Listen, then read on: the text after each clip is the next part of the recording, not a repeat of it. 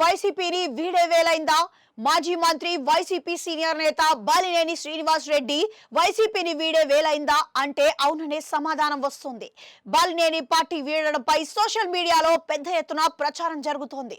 అయితే వైసీపీ పెద్దలు మాత్రం బాలినేని ఎక్కడికి వెళ్లనని తేల్చి చెబుతున్నారు.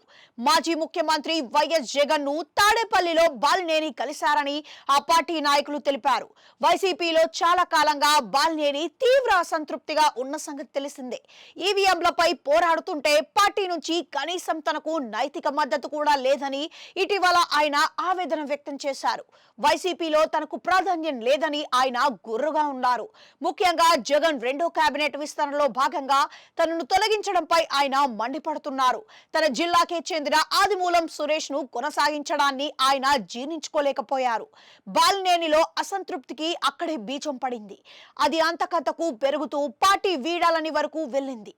వైసీపీలో బాలినేని కీలక నాయకుడు, వైఎస్ జగన్ సమీప బంధువు కూడా. బాలినేని జగన్ ప్రత్యేక ప్రాధాన్యం ఇస్తున్నారని పార్టీలో కొందరు అసంతృప్తిగా ఉన్నారు. అయితే జగన్ వాటిని పట్టించుకోలేదు. మంత్రి పదవి నుంచి తొలగించడాన్ని అవమానంగా భావించిన బాలినేని అప్పటి నుంచి అధినేతపై సన్నిహితుల వద్ద విమర్శలు చేస్తూ వస్తున్నారు. అందుకే ఆయన పార్టీ వీడుతారనే ప్రచారం తెరపైకి రావడం, జనసేనలోకి వెళ్తున్నారనే ప్రచారంలో నిజమెంతో బాలినేని చెప్పాల్సి ఉంది.